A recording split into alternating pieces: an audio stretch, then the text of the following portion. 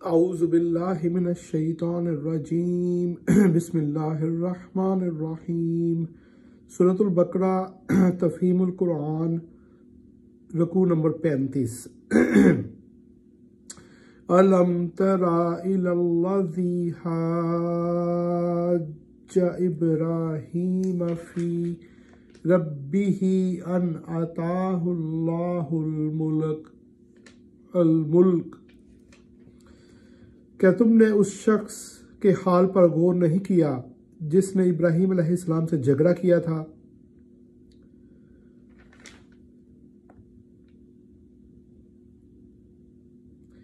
اس شخص سے مراد نمرود ہے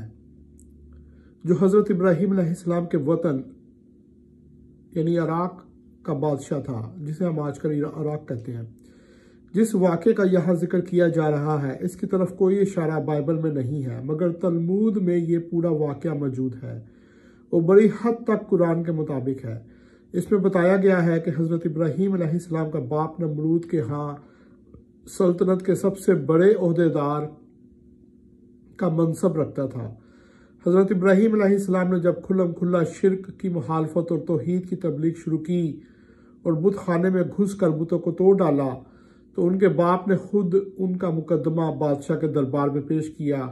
اور پھر وہ گفتگو ہوئی جو یہاں بیان کی گئی ہے۔ اِذْ قَالَ إِبْرَاهِيمُ رَبِّيَ الَّذِي يُحْيِي وَيُمِيتُ۔ جھگڑا اس بات پر کہ ابراہیم علیہ السلام کا رب کون ہے اور اس بنا پر کہ اس شخص کو اللہ نے حکومت دے رکھی تھی، یعنی اس جھگڑے میں جو بات مابین نزاع تھی وہ یہ تھی کہ ابراہیم علیہ السلام اپنا رب کس کو مانتے ہیں، اور یہ نزاع اس وجہ سے پیدا ہوئی تھی کہ اس جھگڑنے والے شخص یعنی نمرود کو خدا نے حکومت عطا کر رکھی تھی۔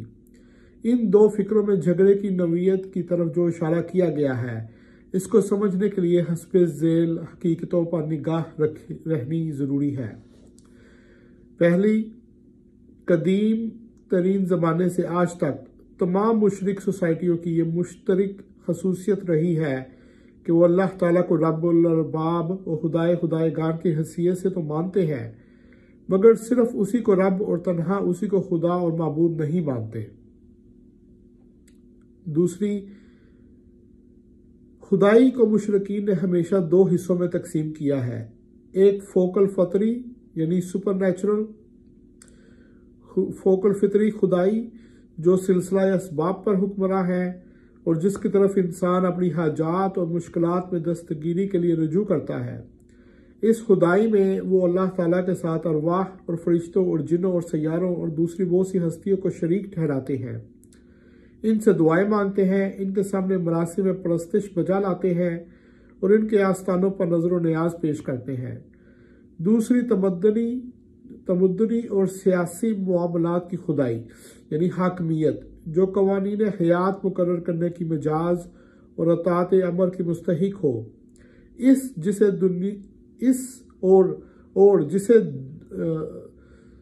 دنوی معاملات میں فرما روائی کے متعلق اختیارات حاصل ہوں۔ اس دوسری قسم کی خدائی کو دنیا کے تمام مشرکین نے قریب ہر زمانے میں اللہ تعالیٰ سے سلب کر کے یا اس کے ساتھ شاہی خاندانوں اور مذہبی پروہتوں اور سوسائٹی کے اگلے پچھلے بروں میں تقسیم کر دیا ہے۔ اکثر شاہی خاندان اسی دوسرے معنی میں خدائی کے مدعی ہوئے ہیں اور اسے مستحکم کرنے کے لیے انہوں نے بالعموم پہلے معنی والے خداؤں کو اولاد ہونے کا دعویٰ کیا اور مذہبی طبقے اس معاملے میں ان کے ساتھ شریک سازش رہے ہیں۔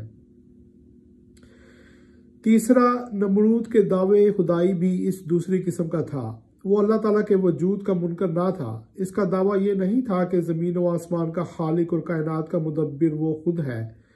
اس کا کہنا یہ نہیں تھا کہ اسباب عالم کے پورے سلسلے پر اسی کی حکومت چل رہی ہے،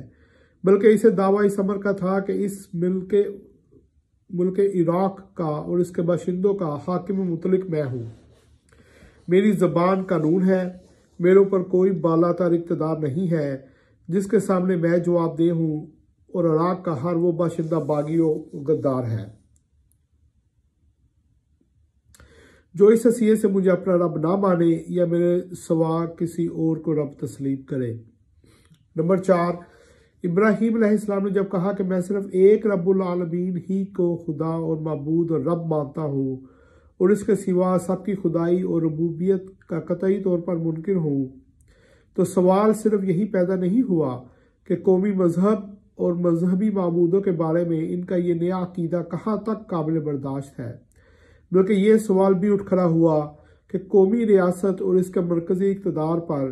اس عقیدے کی جو زد پڑتی ہے اسے کیوں کر نظر انداز کیا جا سکتا ہے۔ یہی وجہ ہے کہ حضرت ابراہیم علیہ السلام جرم بغاوت کے الزام میں نمرود کے سامنے پیش کیے گئے۔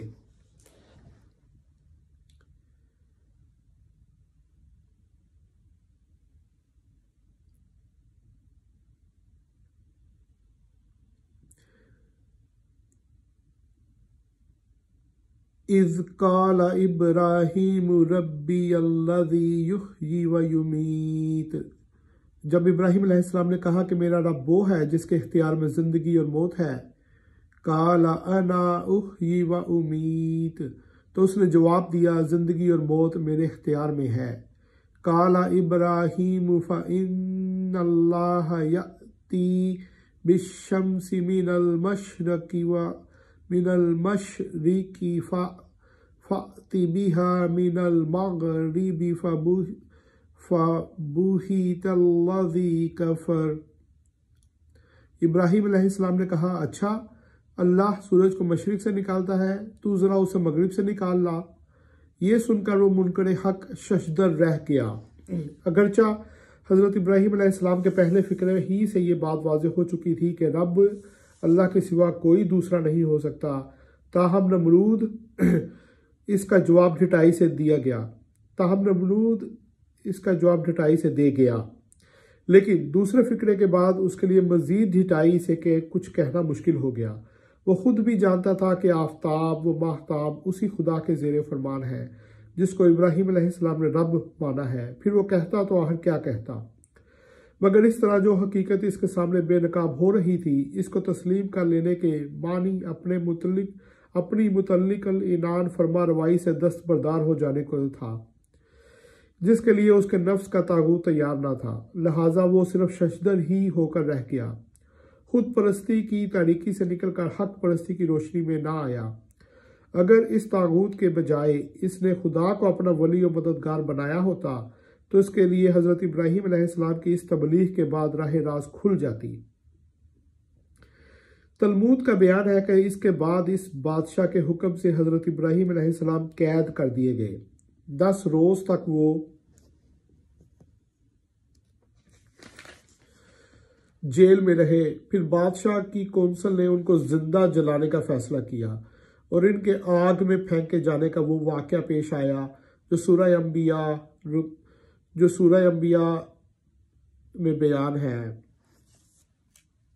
جو سورہ انبیاء رکوع نمبر 5، سورہ العنکبوت رکوع نمبر 2 اور 3 اور سورہ الصفات رکوع نمبر 4 میں بیان ہوا ہے، متعدد جگہ بیان ہوا ہے۔ واللہ لا یہدی القوم الظالمین، مگر اللہ ظالموں کو راہ راست نہیں دکھایا کرتا۔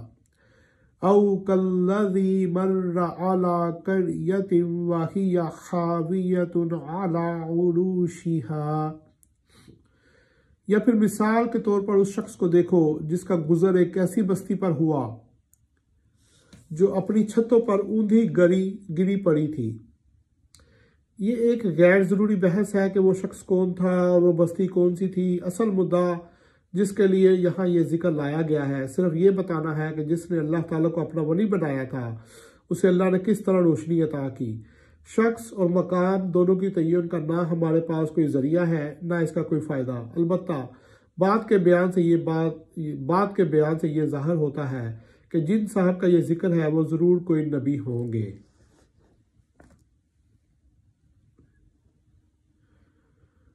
قال ان یحیی ہذہ اللہ بعد موتہا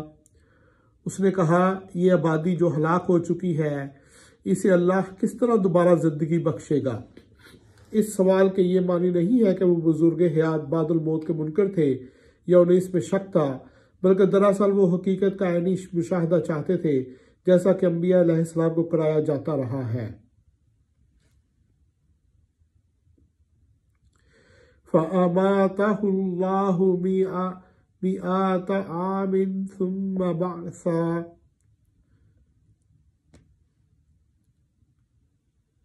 اس پر اللہ نے اس کی روح قبض کر لی اور وہ 100 برس تک مردہ پڑا رہا۔ قَالَ كَمْ لَبِثْتَ، پھر اللہ نے اسے دوبارہ زندگی بخشی اور اسے پوچھا بتاؤ کتنی مدت پڑے رہے ہو؟ قَالَ لَبِثْتُ يَوْمًا أَوْ بَعْضَ يَوْمٍ، اس نے کہا ایک دن یا چند گھنٹے رہا ہوں گا۔ قَالَ بَلْ لَبِثْتَ مِئَةَ عَامٍ فَانظُرْ إِلَىٰ طَعَامِكَ وَشَرَابِكَ لَمْ يَتَسَنَّحْ، فرمایا تم 100 برس اسی حالت میں گزر چکے ہو، اب ذرا اپنے کھانے اور پانی کو دیکھو کہ اس میں ذرا تغیر نہیں آیا ہے۔ وَانظُرْ إِلَىٰ حِمَارِكَ وَلِنَجْعَلَكَ آيَاتٍ لِلنَّاسِ وَانظُرْ إِلَى الْعِظَامِ كَيْفَ نُنشِزُهَا ثُمَّ نَكْسُوهَا لَحْمًا، دوسری طرف ذرا اپنے گدھے کو بھی دیکھو کہ اس کا پنجر تک پوسیدہ ہو رہا ہے، اور یہ ہم نے اس لیے کیا ہے کہ ہم تمہیں لوگوں کے لیے ایک نشانی بنا دینا چاہتے ہیں۔ ایک ایسے شخص کا زندہ پلٹ کر آنا جسے دنیا 100 برس پہلے مردہ سمجھ چکی تھی، خود اس کو اپنے ہم عصروں میں ایک جیتی جاگتی نشانی بنا دینے کے لیے کافی تھا۔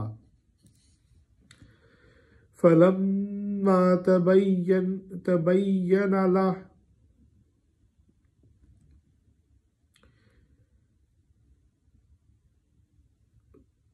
اچھا پھر دیکھو کہ ہڈیوں کے اس پنجر کو ہم کس طرح اٹھا کر گوشت پوست اس پر چڑھاتے ہیں۔ فَلَمَّا تَبَيَّنَ لَهُ، اس طرح جب حقیقت اس کے سامنے بالکل نمایاں ہو گئی، قَالَ أَعْلَمُ أَنَّ اللَّهَ عَلَىٰ كُلِّ شَيْءٍ قَدِيرٌ، تو اس نے کہا میں جانتا ہوں کہ اللہ ہر چیز پر قدرت رکھتا ہے۔ وَإِذْ قَالَ إِبْرَاهِيمُ رَبِّي أَرِنِي كَيْفَ تُحْيِي الْمَوْتَىٰ، اور وہ واقعہ بھی پیش نظر رہے جب ابراہیم علیہ السلام نے کہا تھا کہ میرے مالک مجھے دکھا دے تو مردوں کو کیسے زندہ کرتا ہے۔ قَالَ أَوَلَمْ تُؤْمِنْ، فرمایا کیا تو ایمان نہیں رکھتا؟ قَالَ بَلَىٰ وَلَٰكِن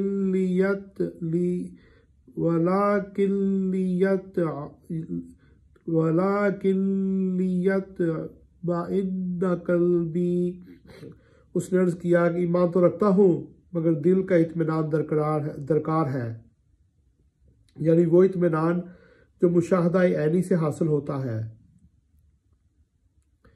قَالَ فَخُذْ أَرْبَعَةً مِّنَ الطَّيْرِ فَصُرْهُنَّ إِلَيْكَ ثُمَّ اجْعَلْ عَلَىٰ كُلِّ جَبَلٍ مِّنْهُنَّ جُزْءًا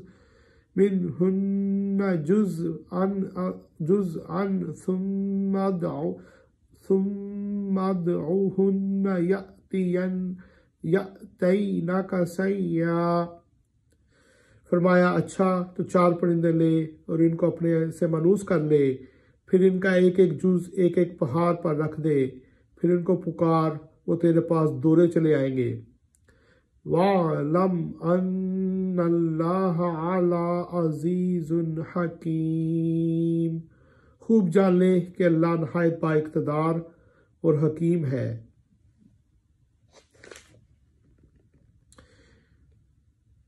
اس واقعے اور اوپر کے واقعے کی بعض لوگوں نے عجیب تعویلیں کی ہیں، لیکن انبیاء علیہ السلام کے ساتھ اللہ کا جو معاملہ ہے اسے اگر اچھی طرح ذہن نشین کر لیا جائے تو کسی کھینچ تان کی ضرورت پیش نہیں آ سکتی۔ عام اہل ایمان کو اس زندگی میں جو خدمت انجام دینی ہے، اس کے لیے تو محض ایمان بالغیب یعنی بے دیکھے ماننا کافی ہے، لیکن انبیاء علیہ السلام کو جو خدمت اللہ نے سپرد کی تھی اس کے لیے ضروری تھا کہ وہ اپنی آنکھوں سے وہ حقیقتیں دیکھ لیتے جن پر ایمان لانے کی دعوت انہیں دنیا کو دینی تھی۔ ان کو دنیا سے پورے زور کے ساتھ یہ کہنا تھا کہ تم لوگ تو قیاسات دہراتے ہو مگر ہم آنکھوں دیکھی بات کہہ رہے ہیں، تمہارے پاس گمان ہے اور ہمارے پاس علم ہے، تم اندھے ہو اور ہم بینا ہیں۔ اس لیے انبیاء علیہ السلام کے سامنے فرشتے اعیاناً آئے ہیں، ان کو آسمان و زمین کے نظام حکومت یعنی ملکوت کا مشاہدہ کرایا گیا ہے، ان کو جنت اور دوزخ آنکھوں سے دکھائی گئی ہے اور بخش بعد الموت کا ان کے سامنے مظاہرہ کر کے دکھایا گیا ہے۔ ایمان بالغیب کی منزل سے یہ حضرات منصب نبوت پر معمور ہونے سے پہلے گزر چکے ہوتے ہیں، نبی ہونے کے بعد ان کو ایمان بالشہادت کی نعمت دی جاتی ہے اور یہ نعمت انہی کے ساتھ مخصوص ہے۔ صدق اللہ العظیم۔